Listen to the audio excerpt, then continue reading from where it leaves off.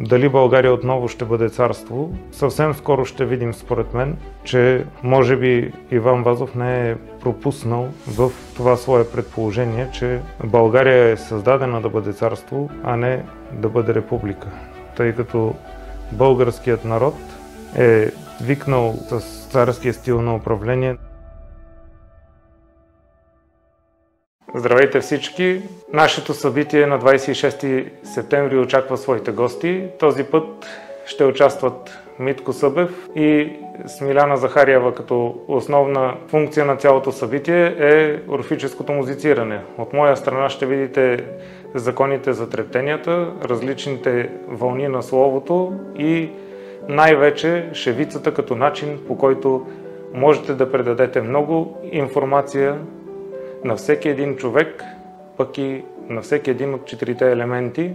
Знаете, че най-податливия на информация елемент е този на водата. Благодаря ви. Можете да се запишете за събитието на линка в описанието.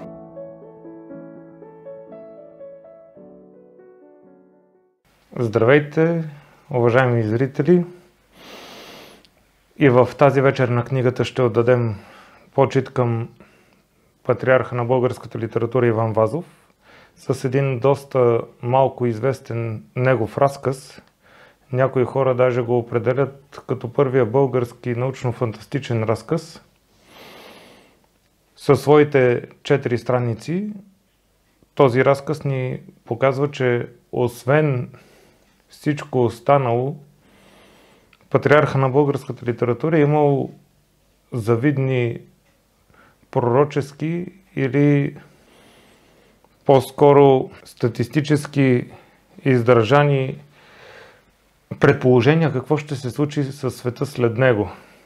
Тъй като в рамките на тези 4 страници има доста имена и събития, които са се изпълнили в рамките на 170-175 години след написването на този разказ.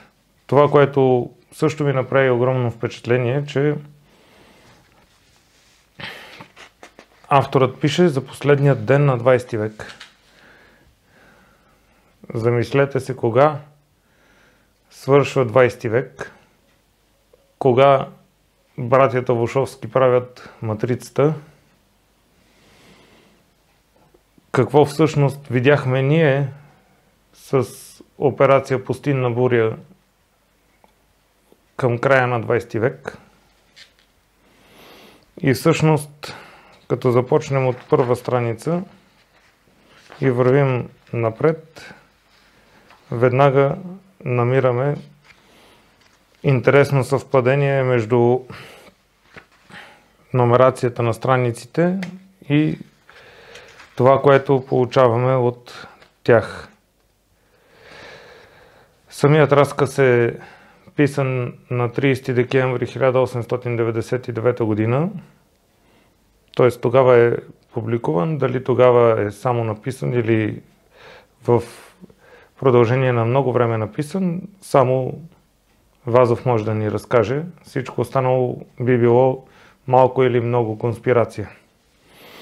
Но интересното нещо, което веднага прави впечатление, е, че тук в този разказ се говори като република за Испания.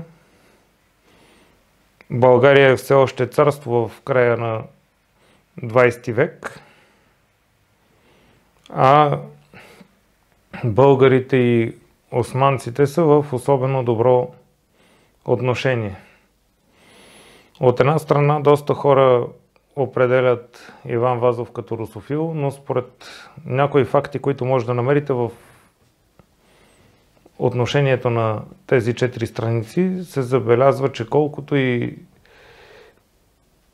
да е привързан към руските ни съседи, той не е забравил да спомене как Александър II, въпреки своят паметник, е един от виновниците за изселването на голяма част от българското население на територията и на сегашна България, на територията и на съвременна Турция.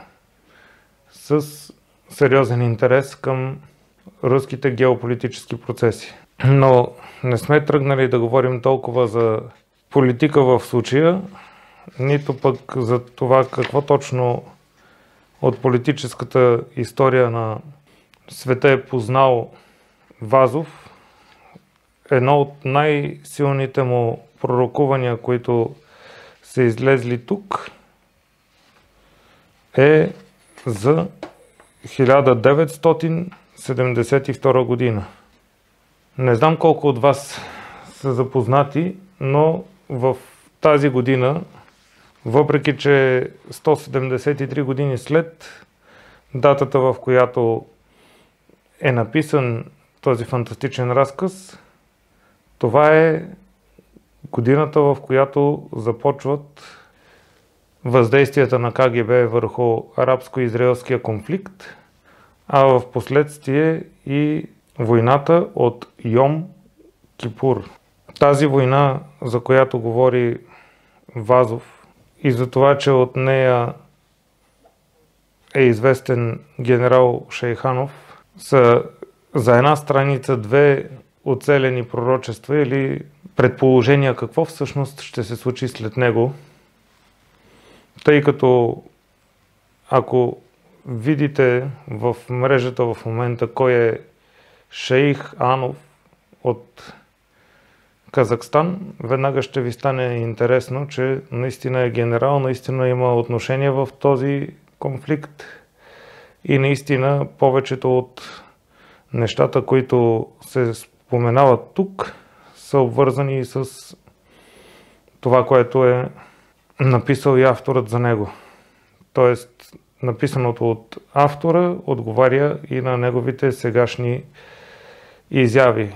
Този генерал всъщност е роден 4 години след предположената дата 1972, но до този момент от рождението си той работи само и единствено върху справянето с израелския конфликт или така наречения сирийски конфликт, тъй като от войната в Йом Кипур най-вече Египет и Сирия нападат Израел.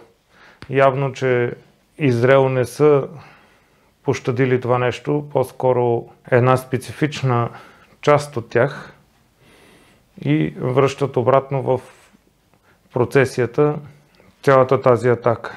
Въпросът е какво всъщност е разпалило конфликта между Израел и Палестина, именно няколко от тези подвизи, които явно патриарха на българската литература по някакъв план е успял да научи и да проучи. Вече въпросът е на фона на 4-те страници, които е този разказ, дали става въпрос за новата година между 2000-та и 2001 година или от 1999 към 2000 година, но според мен първата година на 21 век е 2001. Има и друго съвпадение, още от първата страница на разказа, която е за синът на царя Константин. Само за едно мога да кажа, че не е оцелил Иван Вазов. И то е, че младият цар не се казва Иван, а се казва Симеон в наше време. Предполагам, че повечето от вас знаят за кой Симеон става въпрос. Но пък неговият син наистина се казва Константин. Това е доста интересна структура на разказа, откъде Иван Вазов взима информация, за да е наясно за царският род. Да оцелиш толкова много имена, на които не си бил свидетел, е наистина интересно. Защото самият Симеон се ражда около 16 години след кончината на патриарха на българската литература. Друго нещо, което ми направи впечатление е, че адюдантът на царя е генерал Шанов. Има двама братя с тази фамилия, които отговарят за Македонския край. И наистина там Иван Шанов е известен военачалник и държи много сериозно на това Македония да бъде запазена като част от България, но всички знаем, че това вече не е факт. Вярвам, че някой ден отново ще бъде. Пък и тук в този разказ се споменава и за близостта на Одрин към българското царство. Дали България отново ще бъде царство, съвсем скоро ще видим според мен и ще видим, че може би Иван Вазов не е пропуснал в това свое предположение, че България е създадена да бъде царство, а не да бъде република. Тъй като българският народ е свикнал с царския стил на управление, но не този, който са свикнали повечето да се концентрира властта във всички, а по-скоро народът да бъде достатъчно силен и отговорен, за да бъде подкрепен от царя, но пък и царят да бъде подкрепен от народа си.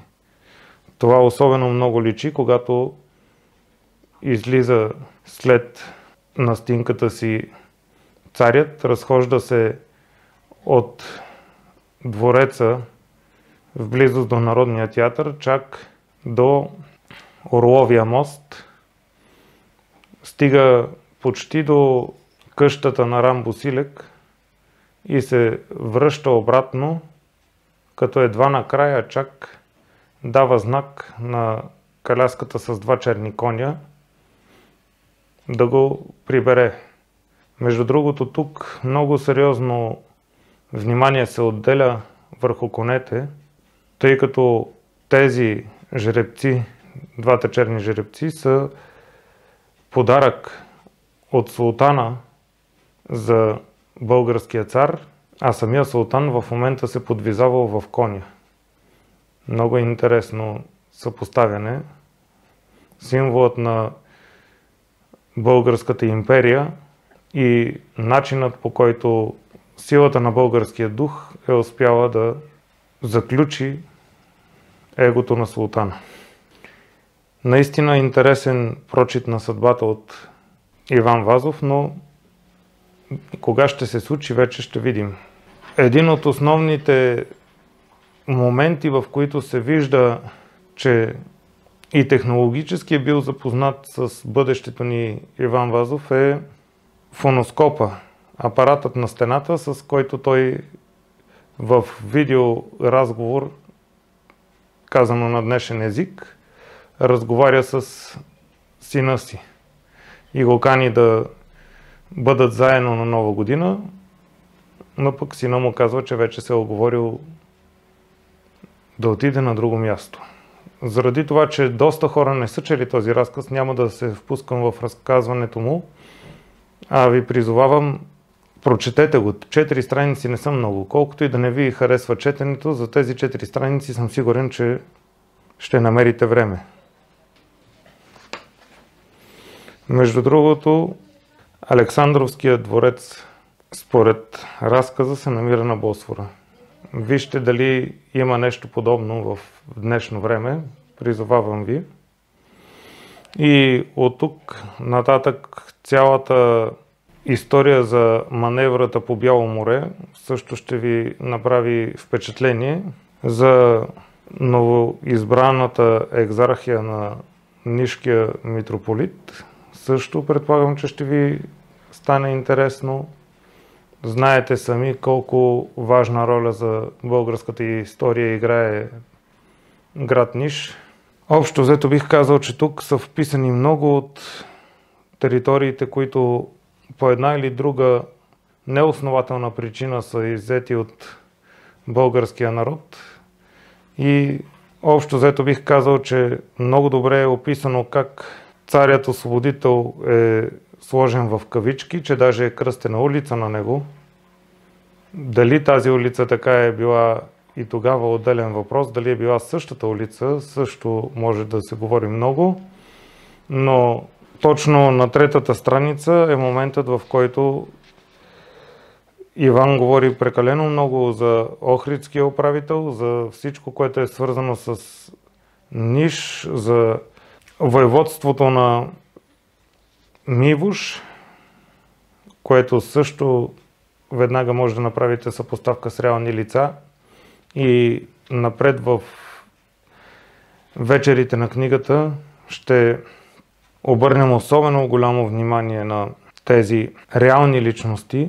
Между другото се замислете къде се намира Рагуза, а още по-важното за 1972 година, което щях за малко да пропусна, е, че тогава САЩ връща короната на един цар Стефан.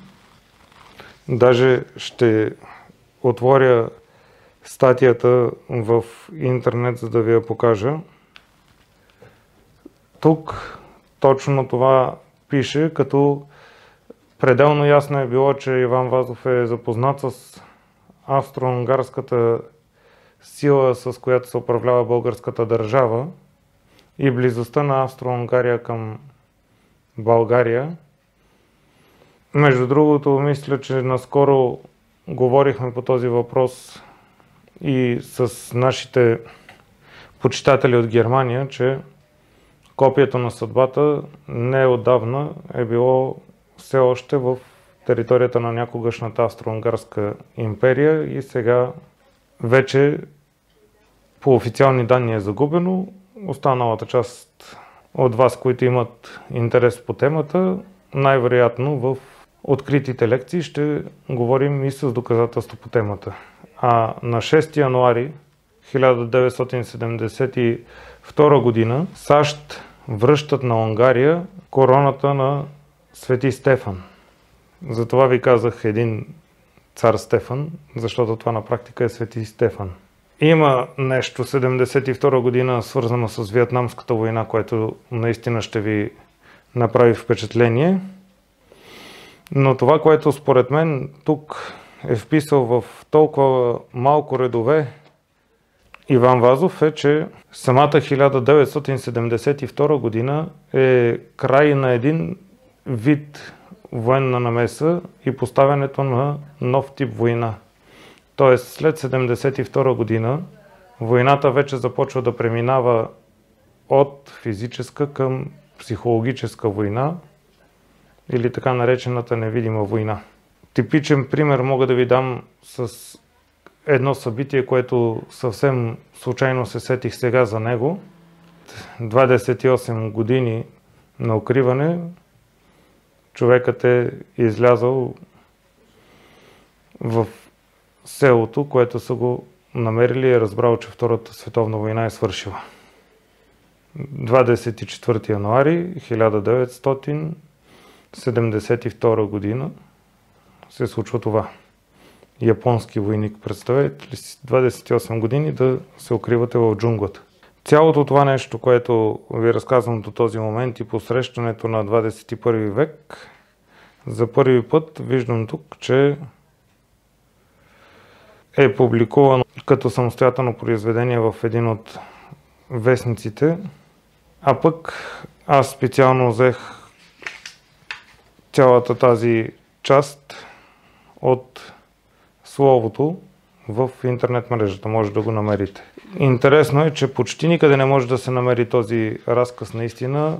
Повечето хора, които го четат, виждат, че е много интересен, но пък и моментът, в който ги попитам въобще чували ли сте за него, дори никой не им е казвал. Това означава, че не само нашето поколение, например, не знаят за този разказ, не само родителите ни не знаят, но и много малка част от бабите и дядовците ни въобще са запознати с това произведение на Вазов, където той си позволява да предскаже бъдещето на света и на България в частност. Между другото, тук има един интересен прочит на състоянието на сградата на военния клуб, което и в днешно време може да забележите, че не е далече от истината. Ето, царят минава покрай остарялото, почерняло от времето здание на военния клуб. Минава край Народното събрание и вече стига до позеленялия бронзов паметник на цар-освободител или на Александър II. Там се среща точно с този генерал Шайх Анов. Той го е събрал в едно, Шайханов, точно и за този образ, който ви разказах, че всъщност е от Казахстан и отговаря за такива интересни конфликти там. И царят се уморява точно там, където вижда още един вариант на ново изобретение и то е много близо до не някогашния, а съвременния велосипед. Тук е написано Фликт век, като го яздят малките князове. Велосипед с каучукови крила или буквално велосипед с каучукови педали. Интересно, че е стигнал до там в своето описание автора. Още нещо като край бих казал в този епизод е, че царят седи в своя дворец недалече от мястото, където се споменава, че някога е бил и дворецът на Константин. Предполагам, че доста от вас са запознати и с атентата, който се е случил там срещу един от нашите царе. Смята се, че този атентат се е случил заради по-високата степен на нашия цар спрямо един от кандидатите за световни лидери някога, Хитлер. Но това са вече обикновени догадки, които напред в търсенето на истината в тези 4 страници, вярвам, че ще успеем да открием. Благодаря ви за вниманието и до следващата сряда във вечерта на книгата.